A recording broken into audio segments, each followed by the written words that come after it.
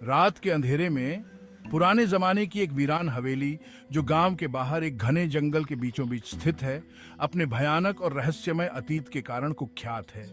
गांव वाले इसे अंधेरी हवेली कहते हैं कि जो भी इस हवेली के पास गया है वह कभी वापस नहीं लौटा। एक दिन हम 3 दोस्त अजय, नीना और राहुल शहर से गांव की ओर एक यात्रा पर निकले। हमें गांव के लोगों से हवेली के बारे में सुनने को मिला और मैंने, जो कि एक खोजी पत्रकार हूं, उस हवेली के रहस्य को जानने का फैसला किया।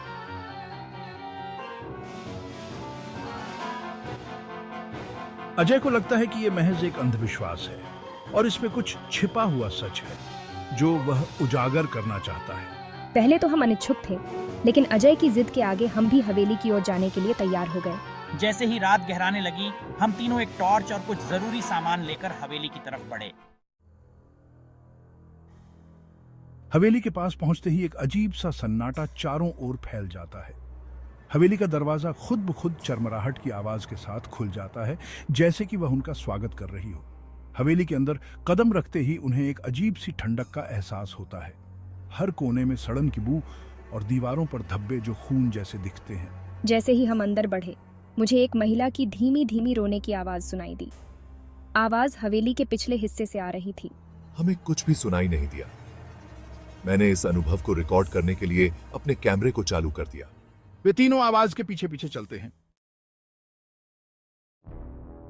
अचानक हवेली के दरवाजे जोर से बंद हो जाते हैं। दरवाजा बंद हो गया है। राहुल भागकर दरवाजे को खोलने की कोशिश करता है, लेकिन दरवाजा बंद हो चुका होता है। एक अजीब सी हवा चलने लगती है और दीवारों पर टंगे पुराने पेंटिंग्स में चेहरे विकृत हो जाते हैं। क्या हो रहा है? ये सब क्या है? राहुल पसीने पसीने हो जाता है, जबकि अजय इन सब को रिकॉर्ड करने में व्यस्त होता है। अजय, ये तस्वीर देखो। नीना का ध्यान एक पुरानी तस्वीर पर जाता है, जिसमें एक खूबसूरत महिला, जिसका चेहरा हवा में तैरते तैरते बदलकर डरावना हो जाता है। अचानक नीना को एहसास होता है कि ये वही आवाज है जो वह सुन रही थी। ये वही आवाज है जो मैंने सुनी थी। अचानक ही हवेली में लगे पुराने झूमर खुद ब खुद हिलने लगते हैं और उनमें से एक झूमर ठीक उनके ऊपर गिरता है। वे बाल बाल बच जाते हैं, लेकिन यह साफ हो जाता है कि अब हवेली में उनका स्वागत नहीं है। हवेली के एक पुराने कमरे में वे एक डायरी पाते हैं, जिसमें हवेली की पूर्व मालिक कमलिनी देवी का जिक्र होता है। कमलिनी देवी की हत्या इसी हवेली में उनके ही पति ने की थी, जो हवेली की सारी संपत्ति हड़पना चाहता था। लेकिन उनकी आत्मा अब भी हवेली में भटक रही है, न्याय की तलाश में। देखो, ये डायरी कमलिनी देवी की है। जैसे ही अजय डायरी के आखिरी पन्ने को पलटता है, अचानक हवेली की दीवारें हिलने लगती हैं। एक जोरदार चीख हवेली के अंदर गूंज उठती है। ये आवाज फिर से। उसी समय एक धुंधली परछाई दीवार से निकलकर उनके सामने आ जाती है।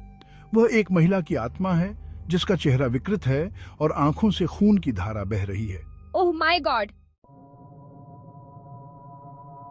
अजय कैमरे के साथ पीछे हटता है, जबकि नीना और राहुल डर के मारे चिल्लाते हुए कमरे के कोने में सिमट जाते हैं। आत्मा जोर जोर से चीखती है और कहती है, यहाँ से चले जाओ, वरना तुम्हारा अंजाम भी वही होगा जो मेरे साथ हुआ।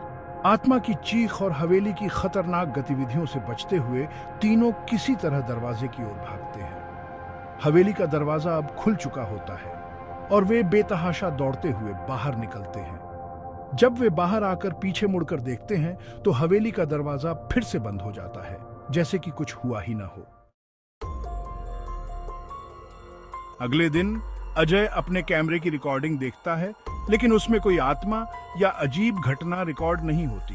परंतु आखिरी फ्रेम में एक ठंडी मुस्कान के साथ कमलिनी देवी का चेहरा दिखता है, जो धीरे धीरे कैमरे के लेंस की तरफ बढ़ती है। स्क्रीन अचानक ब्लैक हो जाती है और एक गूंजती हुई हंसी सुनाई देती है। कहानी का अंत इसी रहस्य के साथ होता है कि क्या अजय, नीना और राहुल वास्तव में बच गए, या फिर हवेली ने उन्हें भी अपनी भूतिया दुनिया का हिस्सा बना लिया।